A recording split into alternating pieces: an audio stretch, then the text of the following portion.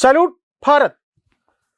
Salute ഭാരതിൽ ഇന്ന് നമ്മോടൊപ്പമുള്ളത് Santosh trophy മുൻ കോച്ചും ട്രാവൻകൂർ ടൈറ്റാനിയത്തിൻ്റെ പ്ലെയറും സന്തോഷ് ട്രോഫി ഫുട്ബോൾ പ്ലെയറുമായിരുന്ന എബിൻ റോസ് ആണ്. എബിൻ റോസ്, നമസ്കാരം.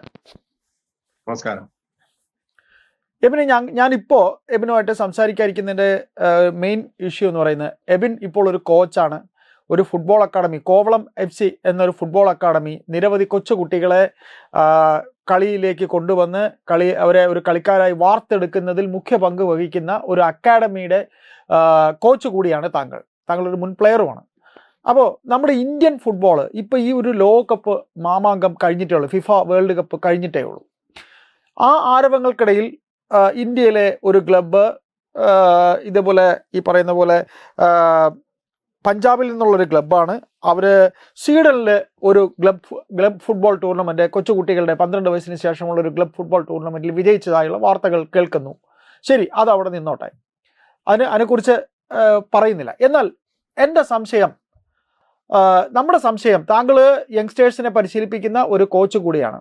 നമ്മുടെ അണ്ടർ 19 അല്ലെങ്കിൽ 23 അല്ലെങ്കിൽ ജൂനിയർ ടീമുകളൊക്കെ തന്നെ ഏറ്റവും നല്ല നിലവാരമുള്ള, ഏഷ്യൻ ഫുട്ബോളിൽ ഏറ്റവും നിലവാരമുള്ള ടീമുകളാണ്.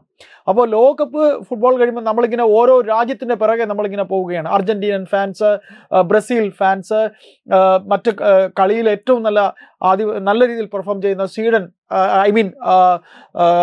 സ്പെയിന്, ഇങ്ങനെയുള്ള ടീമുകളൊക്കെ ആരാധകരായിട്ട് നമ്മൾ പോവുകയാണ്. നമുക്ക് 2034 വേൾഡ് കപ്പ് കളിക്കാൻ കഴിയുമോ? ഇത് എബിനെപ്പോലെ എന്നെപ്പോലെ കാൽപന്ത് കളിയെ അത്ര കണ്ട് ഇഷ്ടപ്പെടുന്ന ഒരു കൂട്ടം ഫുട്ബോൾ പ്രേമികളുടെ ചോദ്യമാണ്.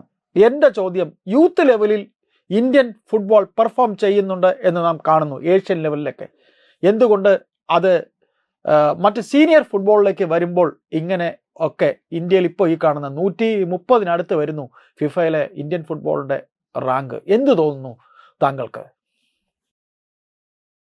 ഞങ്ങളിത് കോച്ചസ് ഒരുപാട് ഡിസ്കസ് ചെയ്തിട്ടുള്ള മാറ്ററാണ്. അത് കേരളത്തിനകത്തും പുറത്തും ഓൾ ഇന്ത്യ ലെവലിലും ഡിസ്കസ് ചെയ്യുന്ന ഒരു മാറ്ററാണ് ഇത്. അപ്പൊ സ്വാഭാവികമായിട്ടും ഇന്ത്യൻ ജൂനിയർ യൂത്ത് ടീമിന്റെ കോച്ചസ് ആയിട്ട് പോകുന്ന ആൾക്കാരടക്കം നമ്മൾ ഈ ISL കമന്റേറ്റർ ആയിട്ടൊക്കെ പോകുമ്പോഴത്തേക്കും പ്രധാനമായിട്ട് ഇങ്ങനെയുള്ള ആൾക്കാരൊക്കെ മീറ്റ് ചെയ്യാറുണ്ട്, സംസാരിക്കാറുണ്ട്. അപ്പൊ അവര് തന്ന ഒരു ഫീഡ്ബാക്ക് ആണ്, നമ്മൾ അതിൽ കളിക്കുന്ന 90% നോർത്ത് ഈസ്റ്റ് പ്ലേയേഴ്സ് ആണ്. ഇപ്പൊ താങ്കൾ പറഞ്ഞ നേരത്തെ ഒരു ടൂർണമെന്റ് എങ്ങും തൊടാതെ മെൻഷൻ ചെയ്തു പോയി. ആ ടൂർണമെന്റ് ഒരു ഇൻവിറ്റേഷൻ, അതായത് നമ്മൾ അങ്ങോട്ട് കാശ് കൊടുത്ത് കളിക്കുന്ന ഒരു ടൂർണമെന്റ് ആണ്. അവിടെ എന്റെ ക്ലബിന് വേണമെങ്കിലും പാർട്ടിസിപ്പേറ്റ് ചെയ്യാം, പക്ഷെ എനിക്ക് അതിനുള്ള സാമ്പത്തിക സപ്പോർട്ടോ അല്ലെങ്കിൽ അത്രത്തോളം വിദേശത്ത് പോയി കളിപ്പിക്കാനുള്ള ഫ്ലൈറ്റ് ടിക്കറ്റ് അടക്കമുള്ള സൗകര്യങ്ങൾ ഇല്ലാത്തത് കൊണ്ട് മാത്രമാണ് ആ ടൂർണമെന്റ് എനിക്ക് കളിക്കാൻ പറ്റുക. ചിലപ്പോൾ ഞാൻ അവിടെ പോകുമ്പോൾ ഞാനും വിൻ ചെയ്യുമായിരുന്നു. അതിനെക്കുറിച്ച് ഞാൻ കൂടുതൽ പരാമർശിക്കുന്നില്ല, കാരണം അതിന്റെ റിയാലിറ്റി അറിയാവുന്നത് കൊണ്ട് കൂടുതൽ പരാമർശിക്കുന്നില്ല. അത് ശരിക്കും പറഞ്ഞ ഒരു എക്സാമ്പിൾ ആണ്. കാരണം എന്തുകൊണ്ട് നമ്മൾ ജൂനിയർ, സബ് ജൂനിയർ, യൂത്ത് ലെവലിൽ പെർഫോമൻസ് ചെയ്യുന്നെന്ന് പറഞ്ഞു കഴിഞ്ഞാൽ, ഇതിൽ നോക്കിയാൽ 90% നോർത്ത് ഈസ്റ്റ് യുണൈറ്റഡിലെ കളിക്കാരാണ്. ഈ നോർത്ത് ഈസ്റ്റ് യുണൈറ്റഡിലെ കളിക്കാരുടെ ഒരു നമ്മൾ ഏജ് ഫ്രോഡ് എന്ന് പറയുന്നില്ല, പക്ഷെ അത് ഒരു ചർച്ച ചെയ്യാറുണ്ട്. പക്ഷെ എന്തുകൊണ്ട് ഈ ലെവലിൽ നല്ല രീതിയിൽ കളിക്കുന്ന പ്ലേയേഴ്സ് യൂത്ത് കഴിഞ്ഞാൽ സീനിയർ തലത്തിൽ എത്തുമ്പോൾ, അല്ലെങ്കിൽ യൂത്ത് കഴിയുമ്പോഴത്തേക്കും അവരുടെ പെർഫോമൻസ് 1-2 വർഷത്തിനപ്പുറം പോകാറില്ല? നമ്മള് നോക്കിയാൽ അറിയാം, നമ്മുടെ ജൂനിയർ ഇന്ത്യൻ വേൾഡ് കപ്പ് കളിച്ച കളിക്കാരടക്കം 2-3 പേര് പ്ലേയേഴ്സ് ഒഴികെ ബാക്കി ആരും ഇന്ന് പിക്ചറിലേ ഇല്ല. അപ്പൊ തന്നെ ഈ പറയുന്നത് പോലെ ഈ പ്രായത്തട്ടിപ്പിന്റെ ഒരു മാനദണ്ഡം ഇപ്പൊ കുറച്ചുകൂടെ സ്ട്രിക്റ്റ് ആക്കിയിട്ടുണ്ട്. കാര്യം അതിന്റെ ഇമ്പാക്ട്, അതിന്റെ തിരിച്ചറിവായിരിക്കാം. കൃത്യമായിട്ടുള്ള ടെസ്റ്റുകളും ബോൺ ടെസ്റ്റുകളൊക്കെ നടത്തിയതിനു ശേഷം മാത്രമേ കളിക്കാരെ നിർബന്ധമായിട്ടും പങ്കെടുപ്പിക്കാൻ പറ്റുകയുള്ളൂ എന്ന റൂള് വന്നപ്പോഴത്തേക്കും കഴിഞ്ഞ സബ് ജൂനിയർ ലെവലിൽ അല്ലെങ്കിൽ നമ്മുടെ കളിക്കാർ പോലും, നമ്മുടെ കേരളത്തിലെ കളിക്കാർക്ക് പോലും ബോൺ ടെസ്റ്റ് പരാജയപ്പെടുകയും പുറത്തു പോകേണ്ടിയും വന്നിട്ടുണ്ട്.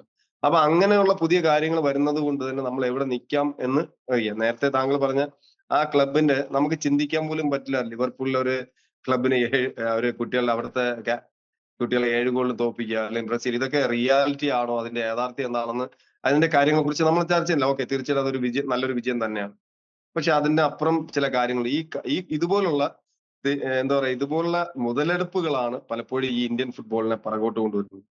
പക്ഷെ നമ്മൾ ഈ പറയുന്ന ഈ പെർഫോമൻസ് ഉണ്ട്, ഇല്ല എന്ന് പറയുന്നില്ല. പക്ഷെ ആ ഒരു എവിടെയോ സംതിങ് റോങ്. അത് തിരുത്താൻ ഇപ്പോൾ ഓൾ ഇന്ത്യ ഫുട്ബോൾ ഫെഡറേഷൻ കിണഞ്ഞ് പരിശ്രമിക്കുന്നുണ്ട്. അതിന്റെ ഭാഗമായിട്ടാണ് ഈ ബേബി ലീഗുകൾ തുടങ്ങി സബ് ജൂനിയർ ലീഗ് മാച്ചസ്. പിന്നെ യഥാർത്ഥ റീസൺ എന്തെന്ന് പറഞ്ഞു കഴിഞ്ഞാൽ നമ്മുടെ എഡ്യൂക്കേഷൻ സിസ്റ്റമാണ്. കാരണം ഈ എഡ്യൂക്കേഷൻ സിസ്റ്റം വെച്ചുകൊണ്ട് നമുക്കൊരിക്കലും നമ്മുടെ തലമുറ ഫുട്ബോൾ എന്ന് പറയാൻ high energy, high intensity, high speed, power, ഇതെല്ലാം വേണ്ട ഒരു ഗെയിമാണ്. പക്ഷെ നമ്മുടെ എഡ്യൂക്കേഷൻ സിസ്റ്റം നമ്മുടെ കുട്ടികളുടെ ആരോഗ്യത്തെ, അവരുടെ ക്രിയേറ്റിവിറ്റി, ഞാനത് കായിക മേഖലകളിൽ മാത്രമല്ല എല്ലാ സമസ്ത മേഖലകളിലും ആരോഗ്യം ഒരു ഇമ്പോർട്ടന്റ് ഘടകമാണ്. പക്ഷെ അൺഫോർച്ചുനേറ്റ്ലി രാവിലെ മുതൽ രാത്രി വരെ പഠിക്കുക, ട്യൂഷന് പോവുക, അതിനപ്പുറം ഒരു ലൈഫ് ഇല്ല എന്ന് പഠിപ്പിക്കുന്ന നമ്മുടെ എഡ്യൂക്കേഷൻ സിസ്റ്റം തരുന്നത് ബ്രോയിലർ ചിക്കൻസ്, അതായത് അത് ആരോഗ്യമില്ലാത്ത ഒരു യുവതലമുറ. ആ യുവതലമുറ വെച്ചുകൊണ്ട് ഇന്ത്യ വേൾഡ് കപ്പ് കളിക്കും അല്ലെങ്കിൽ ഒളിമ്പിക്സിൽ സ്വർണം നേടും എന്ന് പറയുന്നത് നമ്മൾ ചിന്തിക്കാൻ പോലും പറ്റാത്ത കാര്യമാണ്. അല്ലെ എബിനെ, എൻ്റെ ഒരു സംശയം നമ്മൾ തുടക്കത്തിൽ ചോദിച്ചത് തന്നെയാണ്. അതായത് താങ്കളും ജൂനിയർ ടീമിനെയൊക്കെ നിരവധി വാർത്തെടുക്കുന്ന ഒരു ക്ലബിൻ്റെ മെയിൻ ആൾക്കാരിൽ ഒരാളാണ്, കോച്ച് കൂടിയാണ്. അപ്പോൾ നമ്മൾ ഇടയ്ക്കിടയ്ക്കൊക്കെ നമ്മളിങ്ങനെ പല കളികളും ഇങ്ങനെ സെർച്ച് ചെയ്ത് കാണാനായി ശ്രമിക്കുമ്പോൾ നമ്മുടെ അണ്ടർ 23 ടീമുകൾ, അണ്ടർ 19 ടീമുകൾ ഒക്കെ തന്നെ ഇന്ത്യയുടെ പല സംസ്ഥാനങ്ങളിലെയും കളിക്കാർ ചേർത്തുകൊണ്ടുള്ള ഇന്ത്യൻ ടീം എന്ന് പറയുന്നത് വളരെ മികച്ച കളിക്കാരാണുള്ളത്.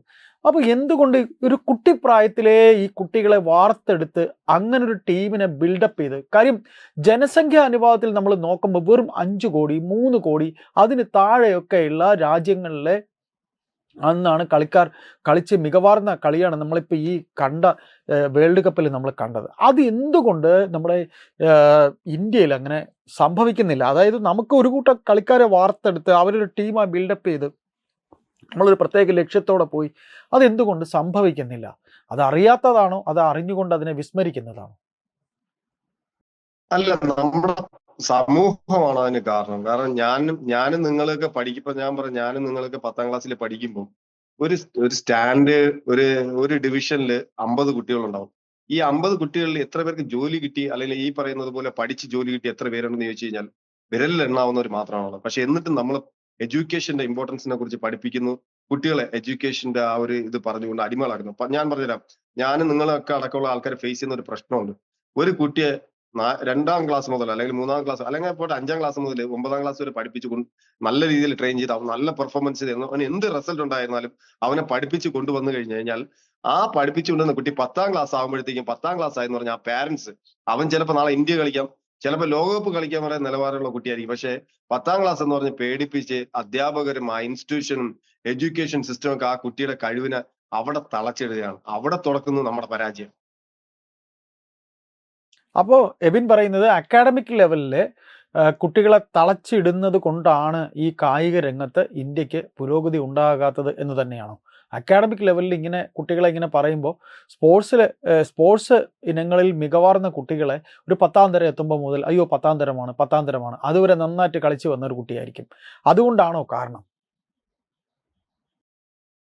അല്ല, ഞാൻ അതാ പറയുന്നത്, നമുക്ക് ആരോഗ്യം ഇമ്പോർട്ടൻ്റ് ആണ്. Daily practice, regular practice. Football എന്ന് പറഞ്ഞാൽ വളരെ ഹൈ ഇന്റൻസിറ്റി ഉള്ള, ഏറ്റവും ആരോഗ്യമുള്ള, സ്പീഡായിട്ട് കളിക്കാൻ പറ്റുന്ന, ശക്തിയും ബുദ്ധിയും ഒരുപോലെ പ്രയോഗിക്കാൻ കഴിയുന്ന വളരെ ജീനിയസ് ആയിട്ടുള്ള ആൾക്കാർക്ക് മാത്രമേ സാധിക്കുള്ളൂ.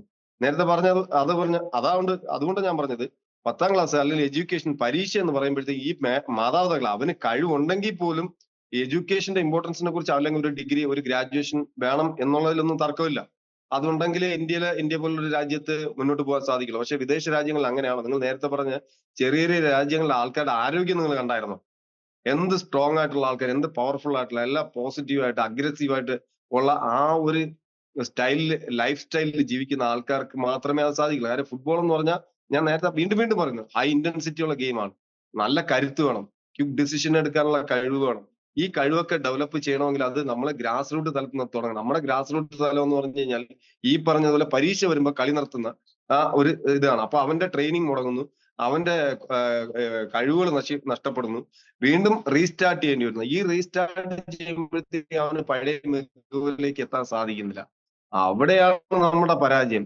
അതാണ് ഞാൻ അതിനൊരു സൊല്യൂഷൻ പറയുന്നത്. എന്റേതായ ഒരു ഐഡിയയില് സത്യം പറഞ്ഞ ഗവൺമെന്റ് അങ്ങനെ ഒരു ഇത് സബ്മിറ്റ് ചെയ്യണമെന്ന് ആഗ്രഹമുണ്ട്. പക്ഷെ അറിയാമല്ലോ, നമ്മളെ ആൾക്കാര് അതിനുള്ള വലിയ വലിയ ആൾക്കാരുള്ളപ്പോൾ നമുക്ക് അത് സാധിക്കില്ല. പക്ഷെ എന്നിരുന്നാലും എന്റെ ഒരു അഭിപ്രായം, ഒരു 8 മണി മുതൽ ഉച്ചയ്ക്ക് 12 അല്ലെങ്കിൽ 1 മണി വരെ അവർക്ക് ക്ലാസ് വെച്ചതിന് ശേഷം അത് കഴിഞ്ഞാൽ അവർക്ക് റെസ്റ്റ് കൊടുക്കാനുള്ള ഒരു 3 മണി റെസ്റ്റ് കൊടുത്തതിനു ശേഷം അവർക്ക് മറ്റുള്ള മേഖലകൾ, അതായത് അവർക്ക് കഴിവുള്ള, അവരുടെ ക്രിയേറ്റിവിറ്റി ഉള്ള അവരുടെ മേഖലയ്ക്ക് കുട്ടികളെ തിരിച്ചുവിട്ടാൽ കളിക്കാർക്ക് കളിക്കാം, സംഗീതത്തിന് പ്രാധാന്യം അതിലോട്ട് പോകാം, ഡാൻസിന് അതിലോട്ട് പോകാം. അങ്ങനെ ഒരു സിസ്റ്റം ക്രിയേറ്റ് ചെയ്ത ആരോഗ്യമുള്ള തലമുറയും ചിന്തിക്കുന്ന ഒരു തലമുറയും നല്ല എന്താ പറയാ ക്വാളിറ്റി ഉള്ള ഒരു ലൈഫ് സ്റ്റൈൽ തന്നെ നമുക്ക് ഡെവലപ്പ് ചെയ്യാൻ സാധിക്കും. ഇത് എന്റെ ഒരു ചെറിയൊരു പ്ലാനാണ് ഞാൻ ഉദ്ദേശിച്ചത്. അങ്ങനെയുള്ള ഒരു കൾച്ചറിലോട്ട് നമ്മൾ മാറാത്തിടത്തോളം കാലം നമ്മൾ ഈ ആരോഗ്യമില്ലാത്ത ഈ ബ്രോയിലർ ചിക്കൻസിനെ വെച്ചിട്ട് ഒന്നും ചെയ്യാൻ സാധിക്കില്ല. വീണ്ടും വീണ്ടും സങ്കടം കൊണ്ടാ പറയാം, നമ്മളെ സിസ്റ്റം ഡെവലപ്പ് ചെയ്യുന്നത് ബ്രോയിലർ ചിക്കൻസിനെ എന്ന് എടുത്തു പറയുന്ന, ആക്ഷേപിക്കുന്നതല്ല. ഇത് മാറ്റാൻ ആരും തയ്യാറല്ല. എല്ലാവരും പറയും കായിക വിദ്യാഭ്യാസം ഉടൻ നമ്മുടെ പാഠ്യപദ്ധതിയുടെ ഭാഗമാക്കും. പക്ഷെ എവിടെയാണ് പാഠ്യപദ്ധതിയുടെ ഭാഗമാകുന്നത്? ഇത് പാഠ്യഭാഗമാക്കുന്നു പറയുന്നതല്ല, അത് രാഷ്ട്രീയക്കാര് അതിനെ വലിയ കൊട്ടിഘോഷിക്കുന്നതല്ല. എവിടെയാണ് അതിനുള്ള നടപടിക്രമങ്ങൾ നടക്കുന്നത്? അതുകൊണ്ട് ആരോഗ്യമുള്ള ഒരു സംസ്കാരം ഉണ്ടാകാതെ ഫുട്ബോൾ പോലെ ഒളിമ്പിക്സ് പോലുള്ള മേഖലകളിൽ ഇന്ത്യക്ക് ഒന്നും ചെയ്യാൻ സാധിക്കില്ല. അത് യാഥാർത്ഥ്യമാണ്. അപ്പോൾ എബിൻ പറയുന്നത് ഈ പറയുന്ന രീതിയിൽ സ്പോർട്സ്, അതായത് ഒരു കായിക സംസ്കാരം, അതായത് കായിക സംസ്കാരമാണ് നമ്മൾ വളർത്തിയെടുക്കേണ്ടത്. ഇപ്പോൾ ആ കായിക സംസ്കാരം പാഠ്യപദ്ധതിക്കൊപ്പം തന്നെ ഉണ്ടാവണം എന്ന് തീരുമാനിക്കാനുള്ളത് ഇവിടുത്തെ ഭരണാധികാരികളാണ്. അപ്പോൾ ശരിക്കും രാഷ്ട്രീയം ഇതിനകത്തൊരു വലിയ ഘടകമായി തന്നെ ഉണ്ട് അല്ലേ? അങ്ങനെ തന്നെയാണ് നമുക്ക് ഇതിനെ പറയേണ്ടി വരിക. അല്ല, രാഷ്ട്രീയമല്ല, നമുക്ക് ജോലി ചെയ്യാൻ മടിയുള്ളൊരു കൾച്ചറാണ്. നമ്മളിപ്പോ നമ്മുടെ പിള്ളേർ കളിക്കുന്നത് മൊബൈലില്ല. രാഷ്ട്രീയം ഒരിക്കലും ഇതിന്റെ ഭാഗമല്ല. പക്ഷെ ദീർഘവീക്ഷണമുള്ള, അതിനെ തന്ത്രപരമായിട്ട് കൈകാര്യം നല്ല ദീർഘവീക്ഷണമുള്ള ആൾക്കാർ വേണം. ആൾക്കാർ മാത്രമല്ല, അത് ഇംപ്ലിമെന്റ് ചെയ്യാനുള്ള കഴിവ് വേണം, ആർജവം വേണം. ഇപ്പൊ ഞാൻ പല ഓഫീസർമാരെ വലിയ ആൾക്കാരോട് സംസാരിച്ചിട്ടുണ്ട്. അവരൊക്കെ വളരെ പോസിറ്റീവായിട്ട് വലിയ നല്ല ആശയങ്ങളും ഐഡിയാസും ഒക്കെ വരുമ്പോൾ അതിനെ പ്രയോജനപ്പെടുത്താനുള്ള, ഇംപ്ലിമെന്റ് ചെയ്യാനുള്ള ഒരു ഗ്രൂപ്പ് ഓഫ് സ്ട്രെങ്ത് ഉണ്ടാവില്ല. അവിടെയാണ് ഈ പൊളിറ്റിക്സ് ഇൻവോൾവ് ചെയ്തുകൊണ്ട് അവർക്കുള്ള താല്പര്യമുള്ള രീതിയിൽ അതിനെ ഡൈവേർട്ട് ചെയ്യുമ്പോഴാണ് പലരും പൈസ ഇൻവെസ്റ്റ് ചെയ്യുന്നത് വളരെ ബുദ്ധിപരമായിട്ടും നാളത്തെ തലമുറയെ പ്രയോജനപ്പെടുന്ന തരത്തിലായിരിക്കും. പക്ഷെ ഇതിൽ കടന്നു വരുന്ന ആൾക്കാരുടെ പൊളിറ്റിക്സ് ആണ് അത്. പൊളിറ്റിക്സ് എന്ന് പറഞ്ഞാൽ ഡിഫറെന്റ് ടൈപ്പ് ഓഫ് പൊളിറ്റിക്സ്.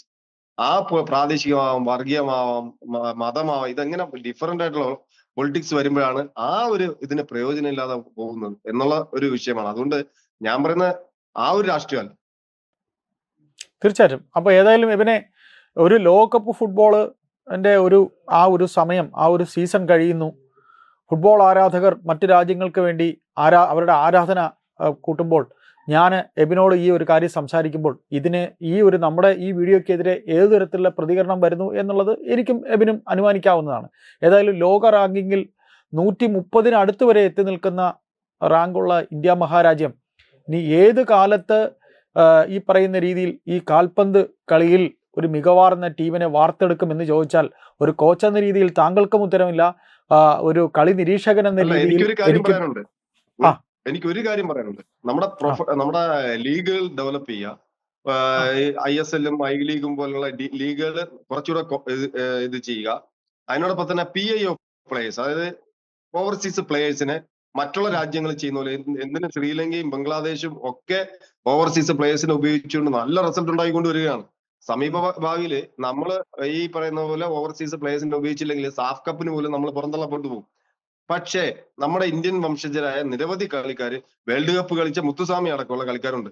അപ്പൊ നമുക്ക് കളിക്കാൻ കഴിയില്ല എന്നല്ല, നമ്മുടെ ആൾക്കാരെ കളിക്കാൻ കഴിയും. അതുകൊണ്ട് താൽക്കാലികമായിട്ട് ഈ ഓവർസീസ് പ്ലേയേഴ്സിനെ ഇന്ത്യയിൽ കൊണ്ടുവരുന്നു കഴിഞ്ഞാൽ ഇന്ത്യ സ്വാഭാവികമായിട്ട് റിസൾട്ട് വരുമ്പോഴത്തേക്കും സ്വാഭാവികമായിട്ട് അതിൽ ഇൻവെസ്റ്റ്മെന്റ് വരും. നിങ്ങൾക്ക് അറിയാം, ക്രിക്കറ്റ് എന്ന് പറയുന്നത് ഇപ്പൊ ഞാൻ അതിനെ കുറിച്ച് ഒന്ന് മെൻഷൻ ചെയ്യുന്നത് വേറെ ഒന്നും കൊണ്ടല്ല, നെഗറ്റീവായിട്ടല്ല. നമ്മളിപ്പോ അറിയാം, അയർലൻഡിനെ പോലും രാജ്യത്തിനോട് നമ്മൾ തോറ്റു, നമ്മള് ഇംഗ്ലണ്ടിനോട് തുടർന്ന് തോറ്റു.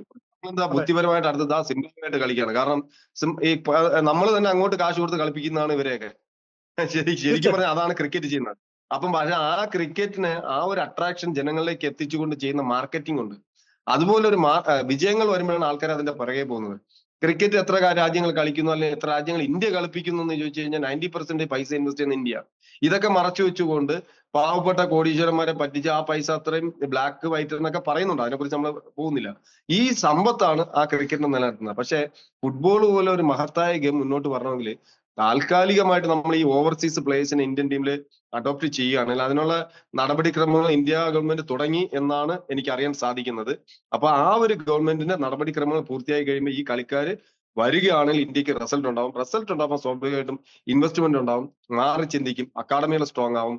ലീഗുകൾ സ്ട്രോങ് ആവും. ആ ലീഗുകൾ സ്ട്രോങ് ആവുമ്പോഴാണ് നമ്മളുടെ ഫുട്ബോള്, ഞാൻ ഇപ്പോഴും പ്രതീക്ഷിക്കുന്നു, ഞാൻ ഇതൊക്കെ നെഗറ്റീവായിട്ട് പറയുമ്പോൾ പോലും അടുത്ത വേൾഡ് കപ്പിൽ ഈ ഇന്ത്യ ഗവൺമെന്റ് സപ്പോർട്ടോടി ഓവർസീസ് പ്ലേയേഴ്സ് വന്ന് കളിക്കുമ്പോൾ അടുത്ത വേൾഡ് കപ്പിൽ ഇന്ത്യ ഉണ്ടാകും എന്ന് ആത്മാർത്ഥമായിട്ട് ആഗ്രഹിക്കുന്ന അല്ലെങ്കിൽ പ്രതീക്ഷിക്കുന്ന ഒരു വ്യക്തിയും കൂടിയാണ് ഞാൻ. തീർച്ചയായിട്ടും ഞാനും അങ്ങനെ ആഗ്രഹിക്കുന്നുണ്ട്, എന്നോടൊപ്പമുള്ളവരും ആഗ്രഹിക്കുന്നുണ്ട്.